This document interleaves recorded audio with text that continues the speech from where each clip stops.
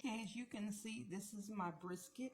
I did shave all of the fat off of here as I wanted to. Here go the fat, okay? And with that, I'm going to use some of these onions. I'm going to show you what I'm about to do with this right here. Hopefully that you will try the recipe. You also, you know what, I hope that you try my cookbook out on Amazon and under Pay Hip. Under my name, Barbertha Starks. Again, thank you so much for joining me. Thank you so much for your love and your kindness and your sweet words. You have a blessed day. And here we go. Let's do this. Okay, we're going to heat up, well, I'm going to heat up my skillet and I'm going to brown this until it becomes nice and crystallized, okay? Nice, beautiful brown color. I'm not going to use all of this. This right here is the fat from the corn brisket, okay? Corned beef brisket. This is the fat from it. I don't know how many of you do this right here, but what I will be doing is putting this in there to saute it until it becomes nice and brown. Then I will start using some cauliflower, broccoli, green peas, and corn with a little shrimp in there, okay? And I'm gonna use frozen veggies, okay? You can use fresh, it's the best, but this is what I had on hand, and this is what I'm going to do. I hope that you enjoy the video. Well, I guess we won't be using broccoli, okay? I guess I used it, okay?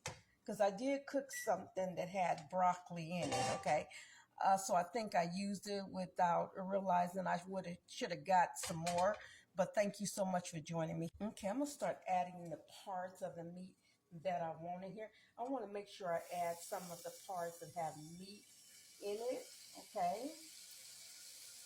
As I say, I'm not going to use all of this. I am going to freeze the part that I do not use. It makes a good, it makes good for cabbage, even beans. It makes good for beans. I don't know how many of you that when you cut the skin, the fat meat off of your corned beef or anything else that you use it, okay, or you freeze it. If you don't, start freezing. I guarantee you that you will look back on this and say, I sure am glad I saw this video right there. You know, she was right about that, okay?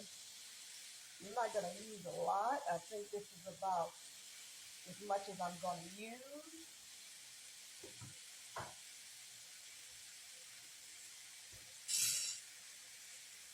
And I'm going to let this brown so it becomes nice. And yes, you don't have to use any kind of oil in here. I did because the fat makes its own grease. You know that, so you don't have to, but you can. I use a light olive oil, and I use about 2 tablespoons or 2.5. And we're gonna let this right here do its thing. Become nice and brown. Once it becomes nice and brown, I'll start adding my frozen veggies. This is so simple and easy, but with such great taste, okay? Such great taste. I'm going to use a little Italian seasoning to this. A little Italian seasoning. I did add a little pepper to this right here that you didn't see. You can add white pepper or black pepper. I added black pepper. Okay, so this is what I'm using. I wish you could smell this right here. This is going to give your veggies such a lovely, beautiful taste. And the Italian seasoning is going to really knock this up a few notches, as Emerald say. This is almost like doing bacon, okay? But just with a different flavor. It's just so good, y'all. Just so good. I want you to know that. You also, after you get through, you also can top it with cheese. I'm not.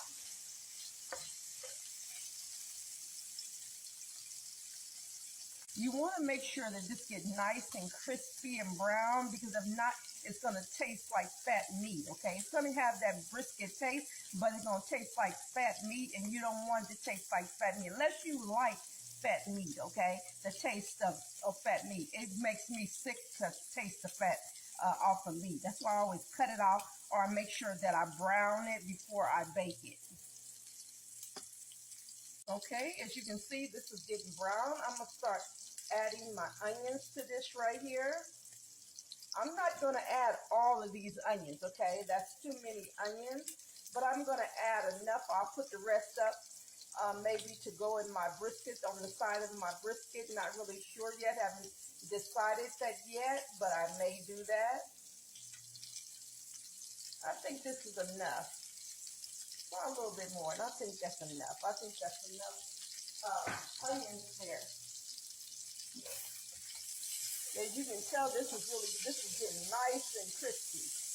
What you can do with this right here, if you don't want all that grease, you can pour it out. I don't, okay, because it doesn't affect your food here. It even makes it better because the vegetables that I'm using, they make their own water.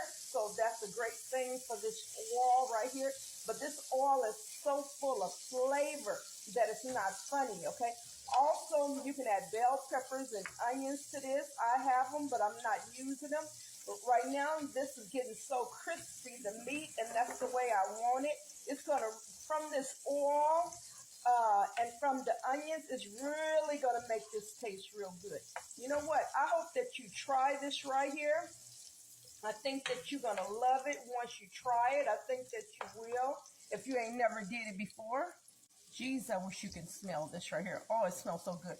What I'm going to do is I'm going to let the onions become like caramelize them. Then I'm going to go ahead and add my vegetables to it. Okay, I'm going to go ahead and start adding a little of my shrimp in here. Go ahead and start adding a little of the shrimp. They're pretty good size, y'all. They are pretty good size shrimp. I'm not going to add a whole lot of them. I think this is good. I'll put the rest back in the freezer.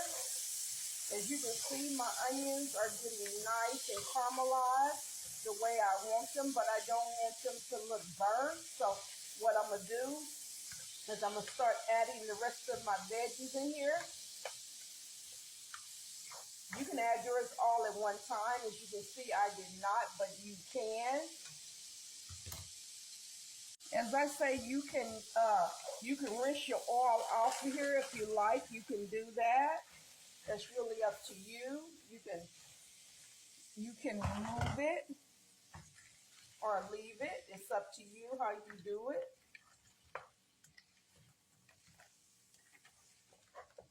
As you can see, it cut down some of the cooking process, and that's fine.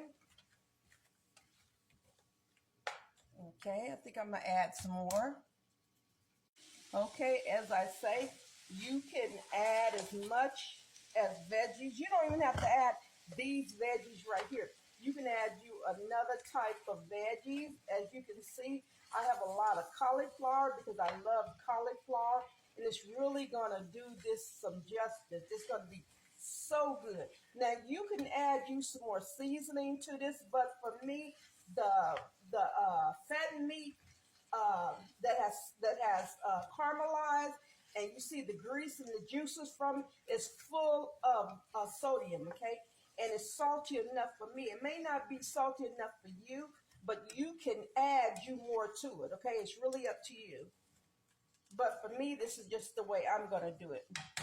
Let me finish letting that cook a little bit. Okay, my last step is a little chicken broth. I would say maybe about 1/2 cup. About 1/2 cup. That's it. That's all you want to use. You don't want to use a whole lot. Okay, I'm going to add a little salt to this. I just tasted it. It do need a little salt. I'm going to add some very small amount of butter here, not that much.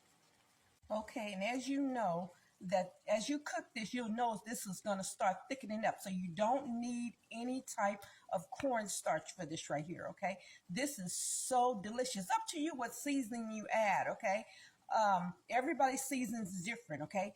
I hope that you try this dish. This dish is delicious, and you have a wonderful, wonderful, blessed day. God bless you.